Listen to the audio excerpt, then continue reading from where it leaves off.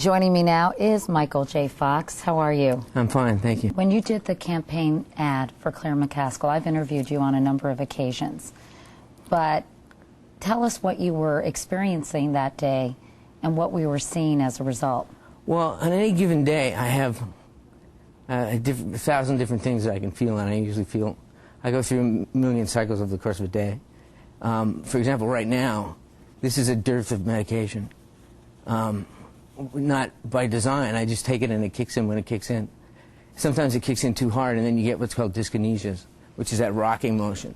Rush Limbaugh suggested that you had failed to take your medication intentionally. So when you did that ad, you'd be more symptomatic and therefore more sympathetic. Yeah, the irony of it is that I was too medicated and was dyskinesic. Because the thing about being symptomatic is it's not comfortable. Nobody wants to be symptomatic. It's like wanting to hit yourself with a hammer. You know, you want at all times to be as comfortable as you can be.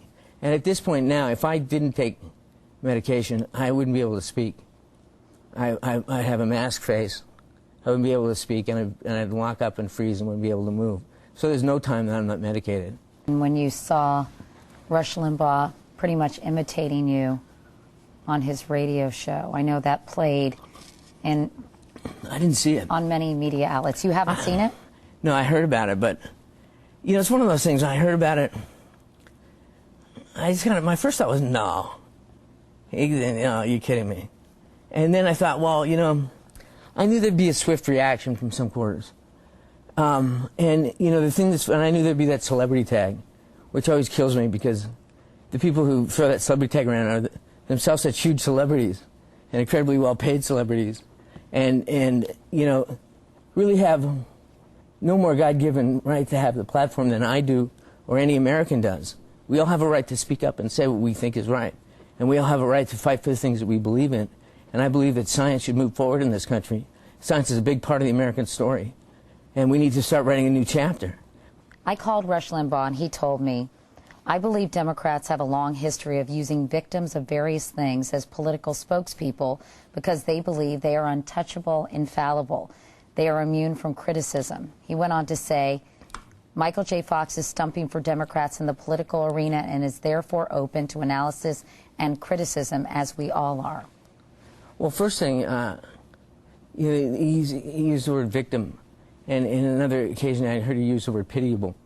And understand, nobody in this position wants pity. We don't want pity. I could give a damn about Rush Limbaugh's pity or anyone else's pity. I'm not a victim. I'm someone who's in this situation.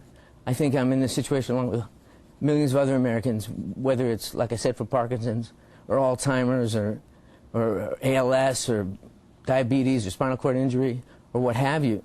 And we have a right, if there's answers out there, to pursue those answers with the full support of our politicians.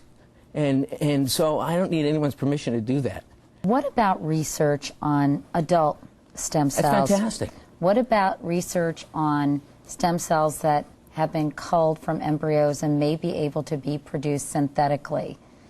In other words, this is such a political hot potato, as you well know. But the point of it is that the cells that we're not using, that are being wasted, hundreds of thousands of cells that are left over from in vitro fertilization, are being thrown away, are being wasted. They're not going to become life.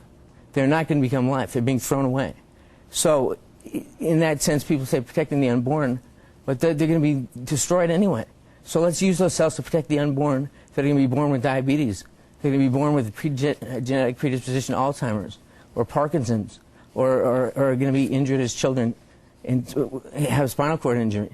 I mean, that's the pro-life position, because those cells are going to be wasted. That's what people need to understand. Is that you know, where was the outcry when in vitro fertilization was started 20 years ago? Because it's been going on for 20 years. Hundreds and thousands of these cells have been destroyed every year. Let me ask you this: is this tough for you to do? Yeah, it's tough, but you know, it's hard on my wife too. She's taking one for the team. She's got the 4 kids at home and getting them off to school every day and all that. So. But as your symptoms become more severe and the medication becomes less efficacious as the years go by, how tough is this for you to sit here and talk to me like this? Honestly, this is, I really feel this, that you get in your life very few chances to make a difference. And I'm really, if this is the circumstances that make that possible, like I said, I'm grateful for it. When I'm in my life with my kids and hanging out, it's easier. There's not, stress is really an exacerbating factor. But having said that, yeah, it's not pretty. It's not pretty when it gets bad, and I've learned to throw vanity out the window. I had enough years of people thinking I was pretty and teenage girls hanging my picture on the wall. I'm over that now. So yeah, it's tough to get shots. It's tough to do some things, but like I said, the chance that to just get people for 2 minutes to go, well, this is big. This is like it's not a wedge issue. This is not a thing. This is really about who we are as a country and how we feel about our people, and about the majority, respecting the minority, but moving forward with what they need and what they want. I want to make that point too, that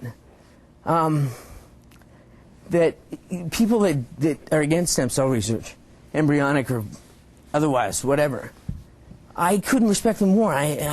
If they prayed on it and they've thought about it and they can't get their head around it or their heart around it, then great. Fantastic. I admire them and I respect them.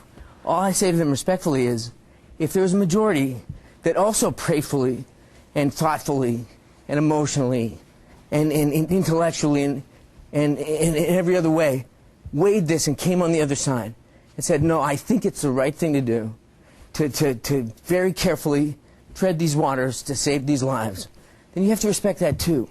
And don't resort to name-calling or inflammatory language or mocking or whatever you need to do. Just have a discussion about it, and we'll see what happens.